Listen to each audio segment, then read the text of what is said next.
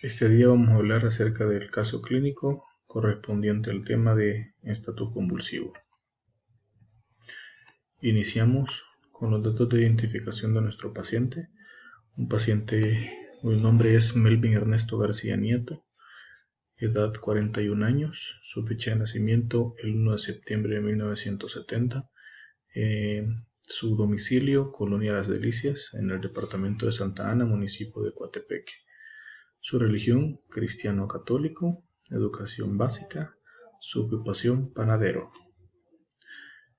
En el consultapor tenemos las convulsiones.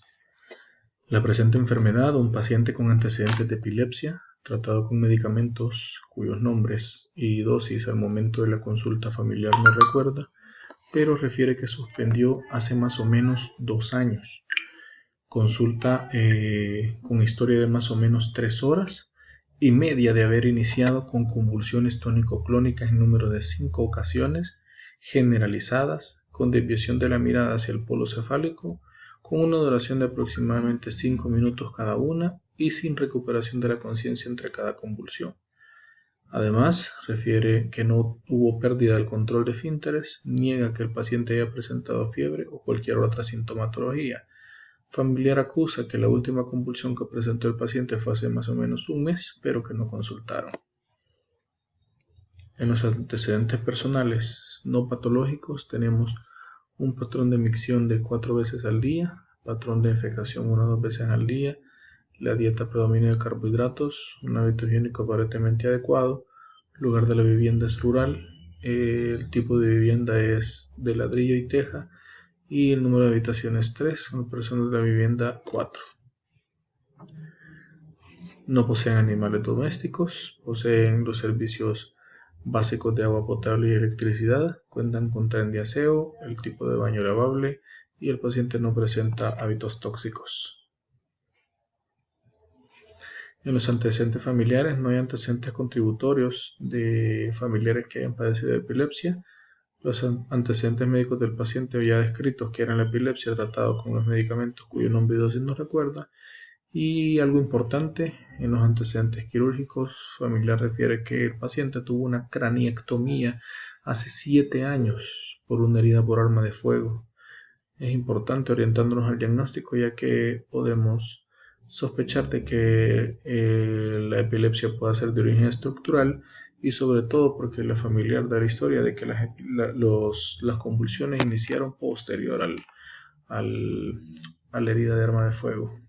No presenta alergias conocidas y en la apariencia general tenemos un paciente masculino en la 5ª década de la vida, al momento del interrogatorio hipoactivo, con escasa respuesta a estímulos verbales y dolorosos y cuya edad aparente concuerda con edad cronológica. El paciente poco colaborador al examen físico del interrogatorio y afebril al tacto. Los signos vitales estables al momento de la historia clínica: 110/70 de presión arterial, frecuencia cardíaca de 76 por minuto, frecuencia respiratoria de 16 por minuto, una saturación del 99%, una temperatura de 37 grados, la talla de 1,70, el peso 70 kilogramos y un índice de masa corporal de 24.2. Importante ver los datos de los signos vitales, la presión arterial o la temperatura, para descartar algún proceso infeccioso de base que pueda ser el desencadenante de las crisis epilépticas. En el examen físico, importante hacer un examen físico exhaustivo, sobre todo porque podemos encontrar datos que nos puedan sugerir el desencadenante de las convulsiones, sobre todo buscar datos de infección, a la exploración física, algún cuadro infeccioso de base o buscar también lo que son traumas que hayan sido previos o posteriores a las convulsiones. En un paciente sin antecedentes de convulsión debemos buscar traumas y averiguar si fueron previos al inicio de las convulsiones para que sean la causa desencadenante o posteriores a las convulsiones para que sean un efecto de las convulsiones y que el paciente haya presentado algún trauma para descartar alguna fractura o alguna lesión importante en el examen físico completo. en nuestro caso, el paciente, un cráneo simétrico, no presenta traumatismo. Sin embargo, observamos la cicatriz de cirugía visible en el hemicráneo izquierdo que constata con la historia clínica de la familiar que refería que había tenido una craniectomía hace más o menos 7 años. También en el examen físico ocular debemos observar sobre todo las pupilas para descartar otro cuadro clínico que pueda orientarnos al origen de las convulsiones, como un evento cerebrovascular o hemorrágico o alguna otra dato importante que podamos obtener en el examen ocular. Y también al oído, observar que no hayan salida de líquido cefalorraquídeo o algún otro dato que nos pueda orientar también a lo que es una neuroinfección. Nariz simétrica, sin deformaciones, no hay secreciones y no hay dolor a la palpación de senos paranasales. Boca, labios simétricos, no se observa úlcera. Hay que observar también a ver si el paciente ha presentado, se ha mordido la lengua por las convulsiones.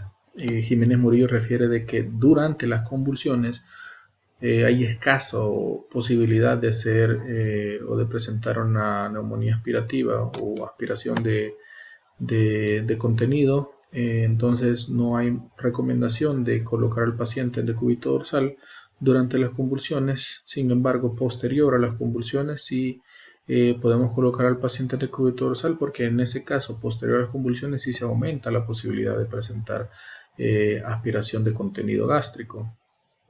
El cuello de nuestro paciente es simétrico, no hay yugulares ingurgitadas, tampoco se observan adenopatías o masas palpables. En el tórax, en tórax simétrico con adecuada expansión costal, no se observan tirajes, no cicatrices o laceraciones, la región mamaria normal. A la palpación, no hay dolor a la palpación, un frémito táctil normal, a la percusión resonante en ambos campos pulmonares y se auscultan ruidos adventicios, no se auscultan ruidos adventicios en ambos campos pulmonares, se ausculta un murmullo vesicular normal. Descartar un proceso infeccioso como una neumonía también, lo que ya les decía, para descartarlo como causa de base del inicio de las convulsiones. En el abdomen, en nuestro paciente escaso panículo adiposo, simétrico, no se observan masas, el peristaltismo presente y normal, a la percusión y palpación normal, los genitales de igual manera masculinos, sin anormalidades, y en las extremidades debemos tratar de también averiguar o descartar alguna normalidad, en el caso de nuestro paciente, normotónicas o normotróficas en extremidades superiores e inferiores. Y quizás la parte más importante del examen físico de nuestro paciente con estatus convulsivo, el examen neurológico, un examen neurológico exhaustivo. En nuestro caso, el paciente al momento de presentarse a la emergencia se presentó hipoactivo, desorientado, con Glasgow de 13 puntos. Los pares craneales en este caso no son evaluables por el deterioro del paciente y se evalúa una fuerza en escala calificada como 2 de 5 y un reflejo osteotendinosos normales 2 de 4 en las 4 extremidades y el tono conservado. Hay que descartar que hayan signomeningios también para ver si se sospecha en una neuroinfección, que haya rigidez de cuello o algún otro signo que nos pueda orientar, y que es importante en el caso de los cuadros de los pacientes con estatus convulsivo. En el electrocardiograma también menciona Jiménez Murillo que debemos tener cuidado para pensar en un síndrome de Stock-Adams, sobre todo en pacientes ancianos, que puede hacer también el descarte en estos casos. En el caso de nuestro paciente, un electrocardiograma de 12 derivaciones con una frecuencia cardíaca de 80 por minuto, un PR de 0.16 segundos, un QRS de 0.08 y no se observan bloqueos ni isquemia. En la radiografía PA de tórax, rotada, penetrada, una silueta cardíaca normal y no se observan infiltrados ni derrames. Se pueden indicar también otro tipo de radiografías en el caso de que sospechemos alguna lesión o alguna fractura. Con la anamnesis de nuestro paciente y el examen físico podemos llegar, sobre todo con la definición del estatus convulsivo a través de la historia clínica, al diagnóstico de lo que es un estatus convulsivo. y también el antecedente de herida por arma de fuego, que es importante en el caso de nuestro paciente.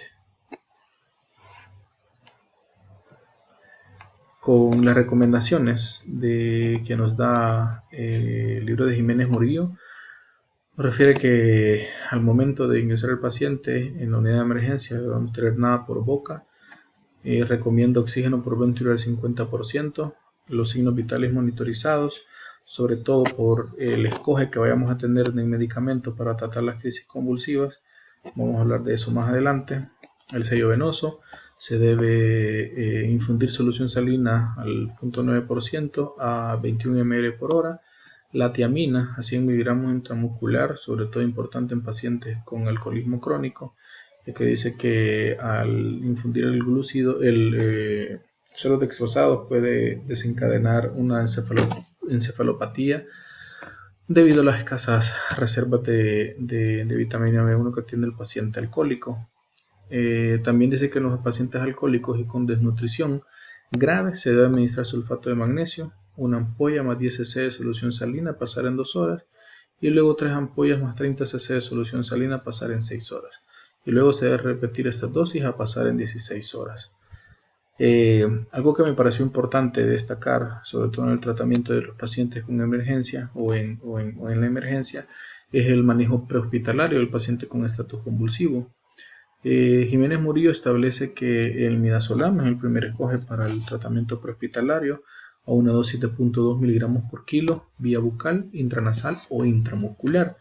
Y si no se dispone de midazolam, se puede usar diazepam. Se puede administrar intrarrectal, no intramuscular, debido a que se deposita en el tejido graso y tiene liberación posterior en lo que es el diazepam, y se debe poner a una dosis de 0.5 miligramos por kilo. Se leen 3 ampollas de diazepam en 4 ml de solución salina al 0.9% y se introducen 4 a 6 centímetros dentro del ano.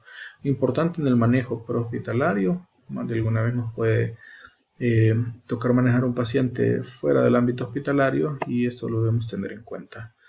Ya en el área hospitalaria, en la unidad de emergencia, igual Jiménez Murillo pone como primera opción el midazolam.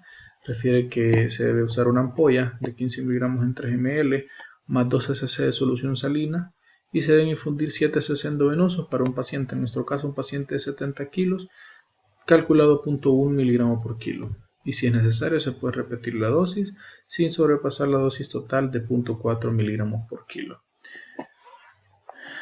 Como segundo escoge, Jiménez Murillo nos propone el uso del diazepam con una ampolla más 8 cc de solución salina normal a pasar a endovenoso a 2 cc por minuto, y si no hay respuesta se debe repetir la dosis. El clonazepam en tercer lugar, y luego la difenilidantoína sugiere una dosis de 18 miligramos por kilo, diluir 5 ampollas más 150 cc de solución salina a pasar endovenoso en 30 minutos, y luego una dosis de mantenimiento de 6 miligramos por kilo en 24 horas, o sea 2 ampollas más 500 cc de salino a pasar endovenoso a 18 cc por hora. En el caso de nosotros generalmente se usa una dosis a veces no calculada, sino que una dosis estándar con 4 ampollas, pero Jiménez Murillo recomienda la dosis de 18 miligramos por kilo en la dosis de carga y en la impregnación, y en el mantenimiento de 6 miligramos por kilo. Y luego el valproato sódico, que en la mayoría de literatura se toma como el mejor escoge o el mejor medicamento contra las convulsiones, debido a que la difenilidantoína refiere de que hay que tener cuidado en el uso de los pacientes con neumopatías, con problemas pulmonares, ya que puede haber depresión respiratoria, al igual que con las benzodiazepinas, y puede haber también bloqueos cardíacos. Se debe tener al paciente con el uso de la difenilidantoína un paciente con signos vitales monitorizados para evitar cualquiera de estos inconvenientes. Entonces, por esta causa, el valproato sódico se vuelve el mejor escoge en la literatura. Jiménez Murillo sugiere una dosis de 15 ml por kilo endovenoso en 3 a 5 minutos. Entonces Jiménez Murillo establece 3 pautas para el inicio del tratamiento del estatus convulsivo, que es el uso de las benzodiazepinas como primer escoge, y el uso de la difenilidantoína posterior, y en tercer lugar el uso del valproato sódico.